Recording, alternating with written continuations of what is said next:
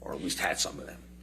Thank you, Dr. Spiegel. What, if any, correlation is there between domestic abuse, heavy alcohol abuse, and cognitive disorders?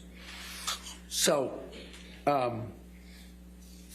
the risk factors, if you would, for intimate partner violence, okay, and there are probably many of them. I don't have time to go over all of them, but the ones in particular, characters in particular, are one, having someone in the relationship who is jealous or suspicious.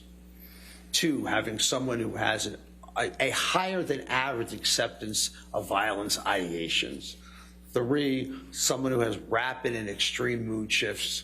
Four, someone who has limited self-control. One of the roles of cognition, one of the roles of our brain, is to prevent inappropriate behaviors and acting out on thoughts. We all get angry at people. That's human. We all get angry at people. We all think things about people.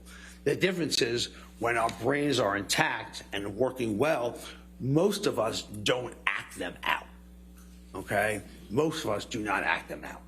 So that's because your frontal lobe and other parts of the brain are involved in making sure these negative thoughts don't get acted on, okay?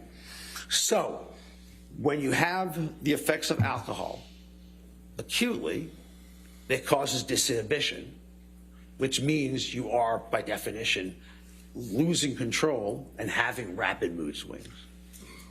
Two, you are affecting parts of the brain that are involved in what we call social processing cues. So you no longer can interpret what's in front of you that is, I would say, right or wrong, or what I should act on and what I shouldn't act on.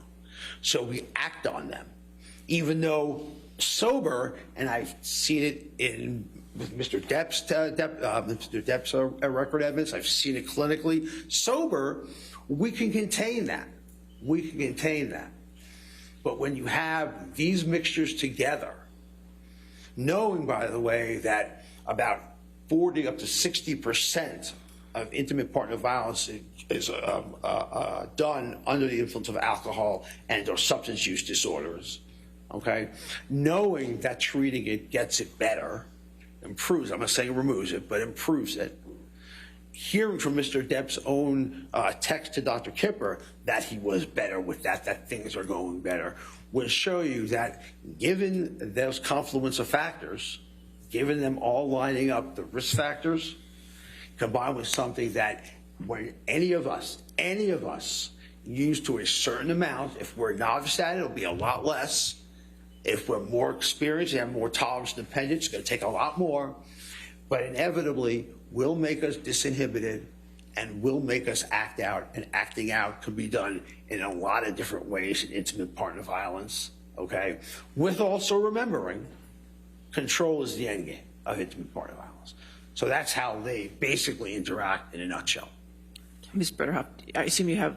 I have quite a bit more. Let's go ahead and take our morning recess. Ladies and gentlemen, just do not discuss the case and don't do any outside research. We'll be back with you. Oh, I'm sorry. In 15 minutes. Sorry, I talked We're just too taking a much. break. No, we're just taking a break.